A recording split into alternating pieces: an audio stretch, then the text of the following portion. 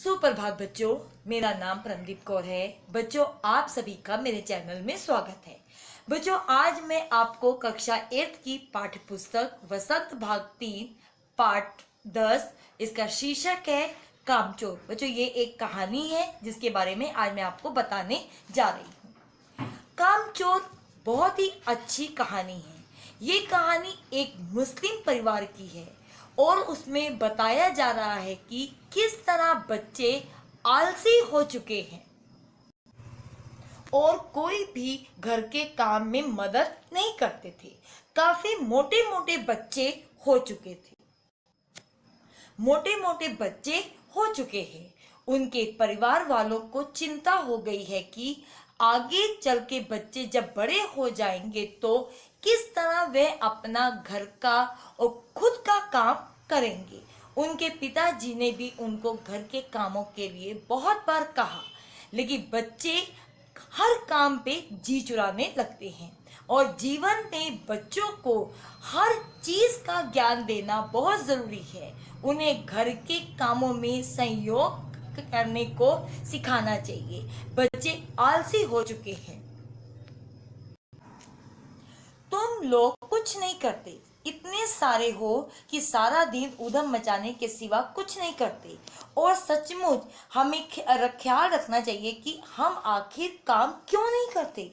हिलकर पानी पीने में अपना क्या खर्चा होता है, इसलिए हमें तुरंत हिल हिलाकर पानी पीना शुरू किया। हिलने में धक्का भी लगता है, मुक्का भी लगता है और किसी तरह हम ढकेले भी जाते हैं। कोई धक्का देता है, कोई सहता है, कोई गिर जाता है। पानी के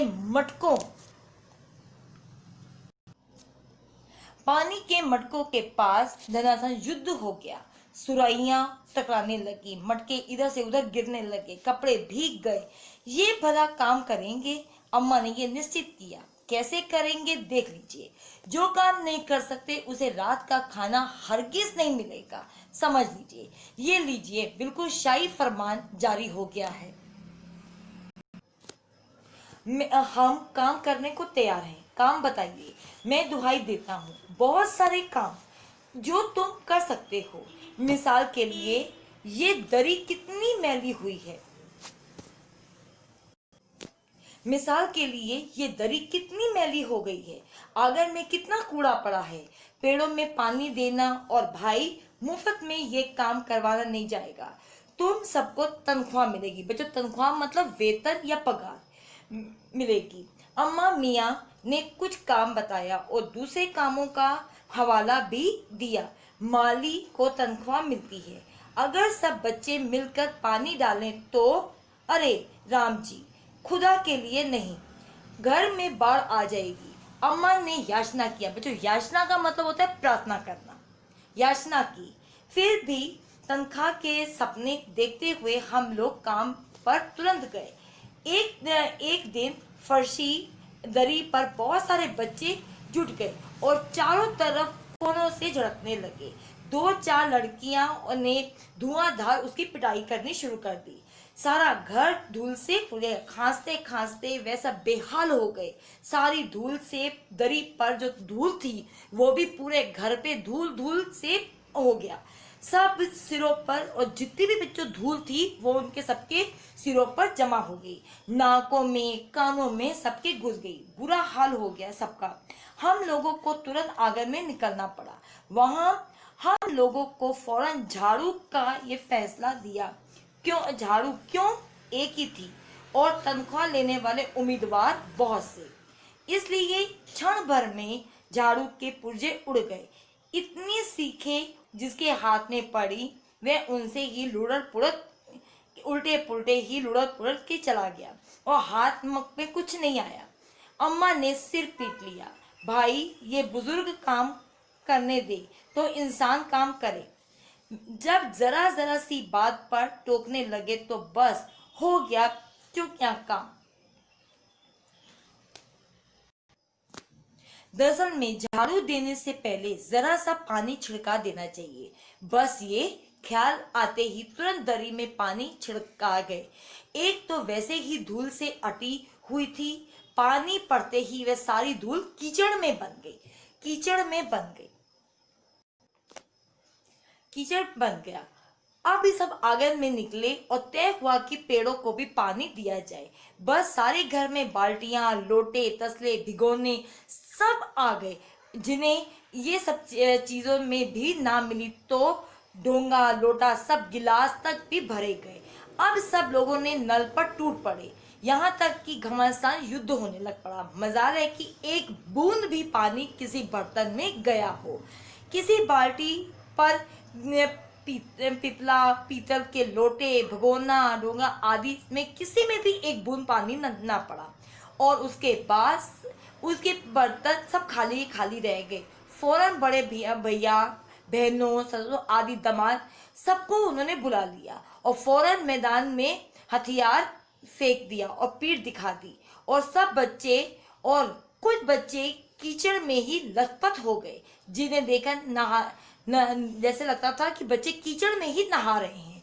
सबके बच्चों के कपड़े गंदे हो गए, सब बेहाल हो गए। नौकरों के वर्तमान संख्या में भी काफी परिवर्तन आया। पास के बंगलों में नौकर आए और 4 आना प्रति बच्चे के हिसाब से दे दिया गया।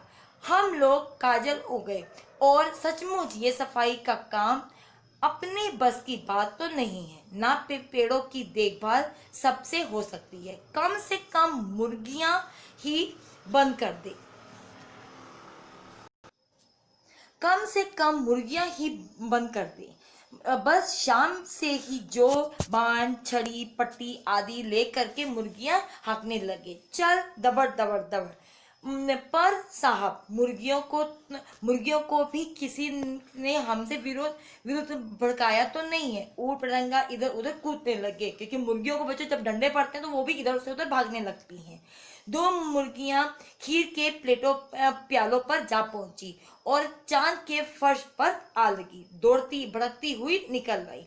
तूफान गुजरने के बाद पता चला कि प्याले खाली हो गए और सारी खीर दीदी की कामदानी दुपट्टे पर में सारी गिर गई। सारा दुपट्टा खराब हो गया और दीदी ने कहीं बाहर जाना था।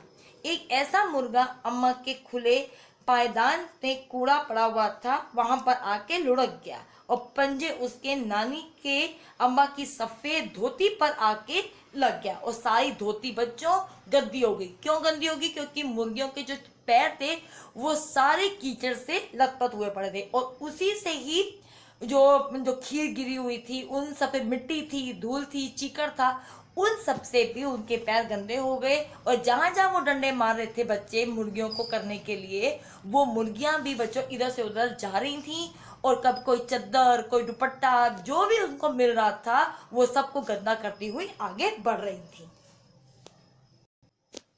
एक मुर्गी दाने के पिपले पे छाप करके मारकर भीगी और सीधी जाकर के मोरी पर इस तेजी से बैठी कि सारा कीचड़ मौसी के मुंह पे जाके पड़ी और जाके बैठ गई। हाथ मुंह धो रही थी। इधर उधर मुर्गी बेकेल से के ऊट बनी हुई चारों तरफ दौड़ रही थी। एक भी डब्बे पे जाने को राजी नहीं थी। डब्बे पे मतलब जहां पर मुर्गियों को रखा जाता है, एक भी मुर्गी उसके अंदर जाने को राजी नहीं थी, यानी कि राजी मतलब तैयार नहीं थी। इधर उधर किसी को सूझी नहीं जो भेड़ें आई इधर उधर किसी को सूझी कि जो भेड़ें आई हुई हैं, लगे हाथों उन्हीं को ही दाना हम खिला दिया जाए। दिन भर की भूखी भेड़ें दाने का सूप देखकर जो सबकी सब झपट पड़ी तो भाग कर जाना कठिन हो गया। और फिर उसके बाद बच्चों पर भेड़ चाल मशहूर थी। उनकी नजर तो बस दाने के सूप पर जमी हुई थी। पलंगों को बर्तनों लुढ़कते हुए सबके साथ साथ चली आ रही थी। तख्तों पर बानी दीदी की दुपट्टा फैला हुआ था, जिस पर गोखी, चप्पा और समला सितारे जड़े हुए थे, वो सब भी उसने खराब कर डाले। भेड़ें बहुत निसंकोच सबको रोती कुलाती और छिड़काव करती हुई दौड़ पड़ी। जब ये तूफान गुजर रहा था तो ऐसा लग रहा था कि जैसे जर्मन की सेना आई हुई है, बम ब्लास्ट हो रहा है और इधर उधर दौड़ भाग हो रही है। जहां देखो वहां पर सूप ही सूप गिरा हुआ दिखाई दे रहा था। पूरे घर पे गंदगी गंदगी फैल गई थी और कुत्तों की तरह ये भी सूंघती हुई वो हमला कर दिया था। इतने में भेड़ें सूप को भूल करके तरकारी वाली टोकरी पर, जो तरकारी वाली टोकरी का तरकारी वाली का मतलब होता है सब्जी वाली टोकरी पे, पर टूट पड़ी। वह दलान में बैठी मटर की फलियां तोल मोल करके रसोई में लेके जा रही थी। वह अपनी तरकारी का बचाव करने के लिए सीना तान कर उठी। अपने अपने में कहीं भेड़ों को मारा होगा तो अच्छी तरह देख लूंगी। बस ऐसा लगता है कि जैसे लगता है कि रुई के तकिए का टूट कर आता है और फिर भेड़ को चोट नहीं लगती, किंतु ये समझकर कि आप उसे मजाक कर रहे हैं, वे आप ही पर चढ़ गया होगा। जरा सी देर से भेड़ों ने तरकारी छिलकों समेत ही अपने पेट की कढ़ाई में छोंक दिया। इधर ये प्रलय मच गई थी और दूसरी तरफ बच्चे भी लापरवाह नहीं थे। इतनी बड़ी फौज थी कि जिसे रात का खाना ना मिलने की धमकी मिल चुकी थी। वे चार भैंसों का दूध दोहने पर जुट गया। धुली बेरुई बाल्टियां लेकर आठ आठ हाथ चार थनों पर पिट गए। भैंस एकदम जैसे चारों पैर जोड़कर उठी और बाल्टी को ताक मारकर, यानी कि ताक मार मतलब लात मार करके दूर तक खड़ी हो गई।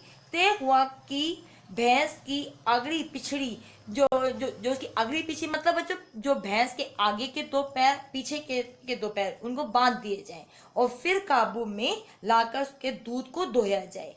बस झूले की रस्सी उतार कर भैंसों के पैर पे बांध दी गई। पीछे दो पैर चाचा की चारपाई के पायों से बांध दिए गए। अगले दो पैर बांधने की कोशिश जारी थी कि भैंस चौकन्नी हो गई। छूटकर जो भागी तो पहले चाचा जी समझे कि शायद कोई सपना देख रहे हैं। फिर जब चारपाई पानी के ड्रम से टकराई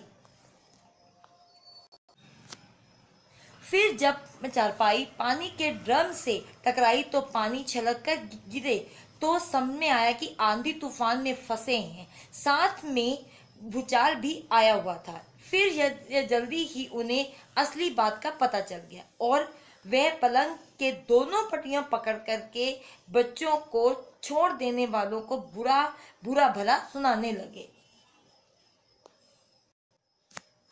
यहाँ बड़ा मजा आ गया। भैंस भागी जा रही थी और पीछे पीछे चारपाई और उस पर बैठे हुए थे चाचा जी। ओह, एक भूल हो गई, यानी कि बछड़ा तो खुल ही नहीं रहा, इसलिए तत्काल बछड़ा भी खोल दिया गया।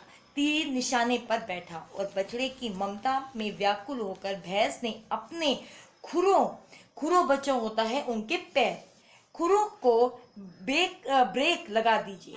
बछड़ा तत्काल जुट गया। दुहे हुए गिलास कटोरे लेकर के लपटे और बाल्टी में छपक कर गोबर में जा गिरा। बछड़ा फिर भागी हो गई। कुछ दूध जमीन पर और कुछ दूध कपड़ों पर गिर गया। दो चार धागे गिलास कटोरे पर भी पड़ गए। बाकी बचे पी गया। ये सब कुछ मिनटों पर 3/4 हो गया था। घर में बहुत बड़ा तूफान उठ खड़ा हुआ। ऐसा लगता था कि जैसे सारे घर की मुर्गियां, भेड़, टूटे तसले, बाल्टी, ये कटोरा, लोटा और बच्चे भी सब उसमें ही शामिल थे। बच्चे बाहर किए गए और मुर्गियां बाग में हका ली गई और तमाम सात तमामी और तरकारी वाले के आंसू पहुंचे और अम्मा आगरा जाने के लिए सामान बांधने लगी। यहाँ तो हाँ बच्चा, राज कायम कर दो, मुझे भी रख लो, नहीं तो मैं चली मायके, अम्मा ने चुनौती दे दी। और अम्मा ने सबको कतार में, बच्चों कतार का मतलब होता है लाइन में, पंक्ति में, कतार में खड़ा किया और पूरी बाल्टियां को कोर्ट मार्शल कर दिया। कि सबको उन्होंने जिन लोगों ने घर पे तूफान खड़ा कर दिया था, सबको अम्मा ने बहुत सारी डांट लगा दी। कि ये घर पे कौन सा तूफान आ गया है। अगर किसी बच्चे ने घर के किसी भी चीज को हाथ लगाया तो बस रात का खाना बंद हो जाएगा। लीजिए, इतने में किसी करवट शांति नहीं थी। हम लोगों ने निश्चय कर लिया कि अब चाहे कुछ भी हो जाए, हिलकर पानी भी नहीं पिएंगे। अम्मा ने सबको एक लाइन में खड़ा कर दिया और सबका कोर्ट मार्शल कर दिया। अगर किसी बच्चे ने घर के किसी भी काम को हाथ लगाया या किसी भी चीज को हाथ लगाया तो बस रात का खाना बंद हो जाएगा। इन्हीं किसी करवट का शांत हो गया। हम लोगों ने ये निश्चय कर दिया कि अब चाहे कुछ भी हो जाए, हिल करके पानी भी नहीं पिएंगे। बच्चों, आज मैं आपको इस पाठ से संबंधित कुछ प्रश्न मैं देने लगी हूँ जो आपका ये गृह कार्य है, और इसको आप लोगों ने, जो मैं क्वेश्चन देने जा रही हूँ, इसको आप लोगों ने नोटबुक में अच्छी तरीके से इस क्वेश्चन आंसर्स को लिखना है, ताकि मुझे पता चले कि आपको ये लेसन बहुत अच्छी तरीके से समझ में आ गया है। पहला क्वेश्चन है, कहानी में मोटे मोटे किस काम के हैं? बच्चों, मोटे मोटे किसके लिए आया है? ये बच्चों के लिए आया है। किन के बारे में और क्यों कहा गया है, ये आपको बताना है। दूसरा क्वेश्चन है, बच्चों के उद्यम मचाने के कारण घर की क्या दुर्दशा हुई? तीसरा है, या तो बच्चा राज कमाल करेगा, मुझे ही रख लो, अम्मा ने कब कहा और किसके परिणाम क्या हुआ? चौथा क्वेश्चन, कामचोर कहानी का क्या संदेश देती है? कामचोर कहानी क्या हमें संदेश देती है? पांचवा क्वेश्चन, क्या बच्चों ने उचित निर्णय लिया कि अब चाहे कुछ भी हो जाए, हिलकर पानी भी नहीं पिएंगे? बच्चों, इस पाठ से संबंधित मैं आपको एक प्रोजेक्ट दे रही हूँ, और ये जो प्रोजेक्ट है बच्चों, आप लोगों ने इसको A4 साइज पेपर पे या अच्छी सी कलरफुल शीट पे आप लोगों ने बनाना है, और इसको आप लोगों ने खूब अच्छी तरीके से इसको पिक्चर्स के साथ आपको इसको बनाना है, ताकि मुझे पता चल सके कि आपको ये कहानी या ये पाठ समझ में आया है या नहीं आया है। तो बच्चों, इसका प्रोजेक्ट का है, पहला प्रोजेक्ट इसका है, कामचोर कहानी एक लव परिवार की कहानी है या संयुक्त परिवार की? इन दोनों तरह के परिवारों में क्या क्या अंतर होते हैं, इसके बारे में आप लोगों को बताने हैं। बच्चों, मैं आशा करती हूँ कि आपको ये पाठ समझ में आ गया होगा। अगर आपको कुछ भी इस पाठ से रिलेटेड या संबंधित कुछ भी प्रॉब्लम आती है तो मुझे मेल कर सकते हैं। आप भी सुरक्षित रहिए और अपने घर वालों को भी सुरक्षित रखें। धन्यवाद।